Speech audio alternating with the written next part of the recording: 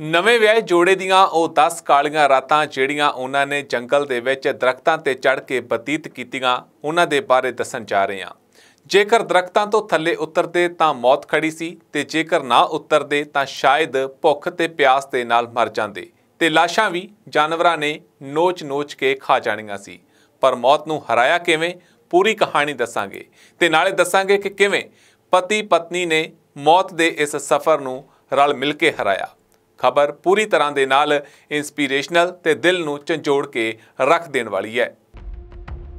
नवां विआहिया जोड़ा विआह तो बाद जंगल दे विच गया तां पिकनिक मनाउण दे लई सी, लेकिन उत्थे उसदे नाल जो कुछ होया वो किसी बुरे सपने तो घट नहीं सी।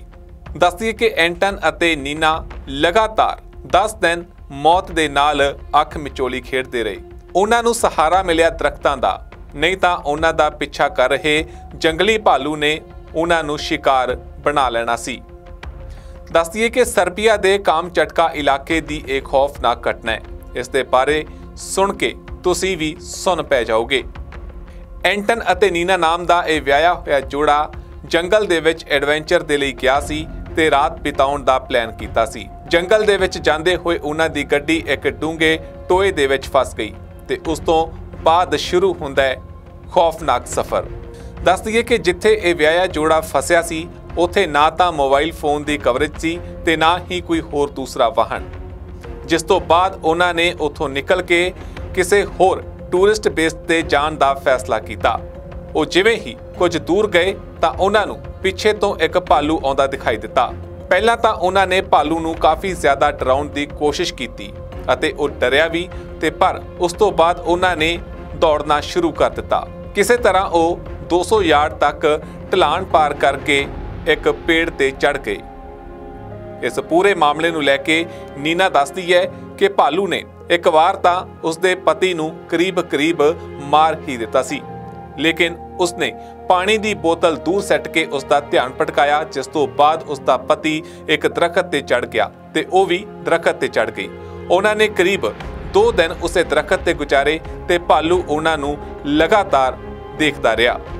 जिस तो बाद 2 दिन बाद उन्होंने किसी ना किसी तरह उस दरखत तो उतर के नदी के दूसरे किनारे जाने का फैसला किया।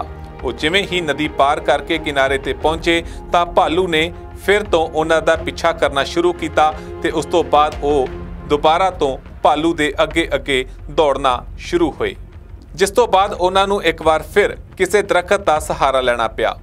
एंटन अते नीना का कहना है कि हालात ये सन कि भालू लगातार उन्हां दे नीचे उतरन का इंतजार कर रहा सी।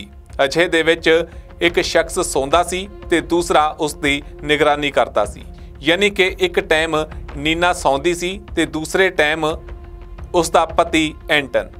इसे तरह उन्होंने एक दरखत तो दूजे दरखत ते चढ़ते हुए किवें ना किवें पूरे 10 दिन बतीत किए। उन्हां दे कोल कुछ भी खाण नूं नहीं सी ते जंगल दे विच ठंड भी बहुत ज़्यादा सी। फिर उस तो बाद यानी कि 10 दिन तक इंतजार करन तो बाद आखिरकार भालू ने हार मान लई अते ओ किसी दूसरे शिकार की तलाश दे विच चला गया। किसी तरह इस विआहे जोड़े ने अपनी गड्डी तक पहुँच की। उत्थे उन्हां नूं होर भी गड्डियां दिखाई दित्तियां अते रेस्क्यू टीम भी उत्थे पहुँच चुकी सी, जिस तो बाद उन्हां दी जान विच जान आई। इसे दौरान इस जोड़े नूं इस गल दा भी पता लग्या कि पिछले साल भालू 4 लोगों नूं अपना शिकार बना चुका है ते जिस जंगल दे विच उन्हां ने अपने एक खौफनाक 10 दिन बतीत किते उत्थे करीब 23,000 जंगली भालू रहिंदे ने।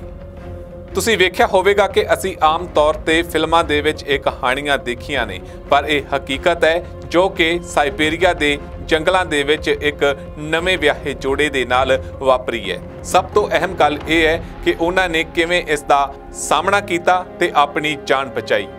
इस पूरे मामले दे विच उन्होंने लगातार संघर्ष किया, 10 दिन भुखे रहे, दरख्तां ते चढ़ के अपनी जान बचाई ते ठंड भी उन्हां दा कहना है कि काफ़ी ज़्यादा सी।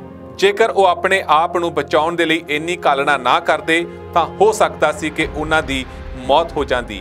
जेकर भालू ना तो होर कोई ना कोई जानवर उन्हां दा मांस नोच के खा सकता सी। पर उन्होंने अजिहे हालातां दे विच कोई भी हार नहीं मन्नी ते इस संकट का डट के सामना किया।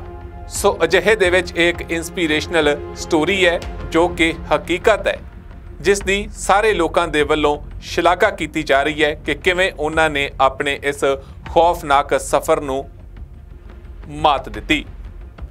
ਬਿਊਰੋ ਰਿਪੋਰਟ, ਹਮਦਰਦ ਟੀਵੀ।